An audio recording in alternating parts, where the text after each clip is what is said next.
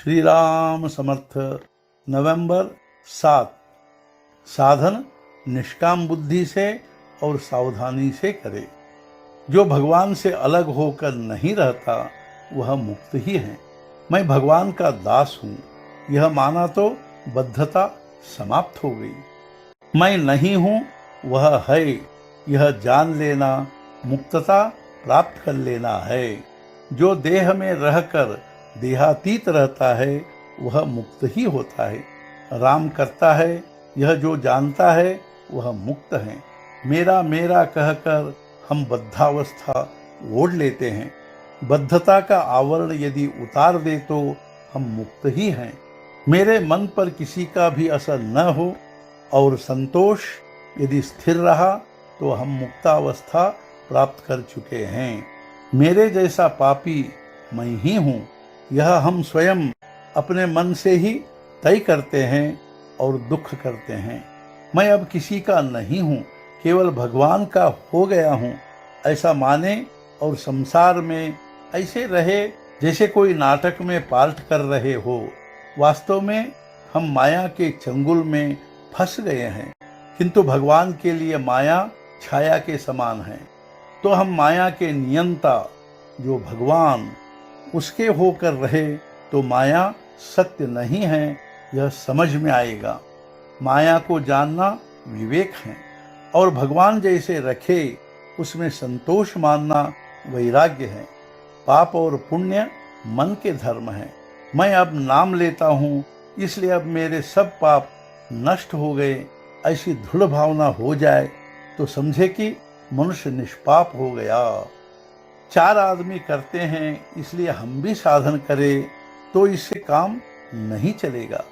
साधन के दृढ़ भाव होना चाहिए। यदि साधन करना ही है तो उचित मार्ग से किया जाना चाहिए। साधन बिल्कुल निष्काम हो। बुद्धिभेद करने वाले लोग संसार में सदा होते ही हैं, किंतु साधक अपना बुद्धिभेद कोई करता तो नहीं है, यह जानकर सावधान रहे।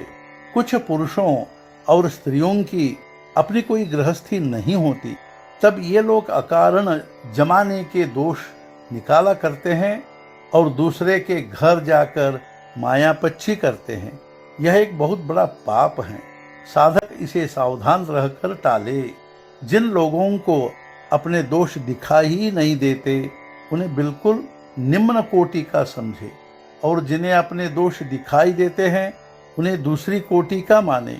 किंतु प्रयत्न करने के बाद भी भगवान की भक्ति में बाधा आने वाला अपना दोष मिट नहीं रहा है, यह सोचकर जो आकुल होते हैं वे लोग सबसे अच्छे होते हैं। साधक को कैसा बनना चाहिए? परमार्थ के मार्ग में आधे मार्ग तक जाकर फिर और आगे जाने वाले लोग थोड़े ही होते हैं। सच कहा जाए तो साधन और पठन दोनों साथ साथ चलते रहे तो साधक कभी पीछे नहीं रहेगा।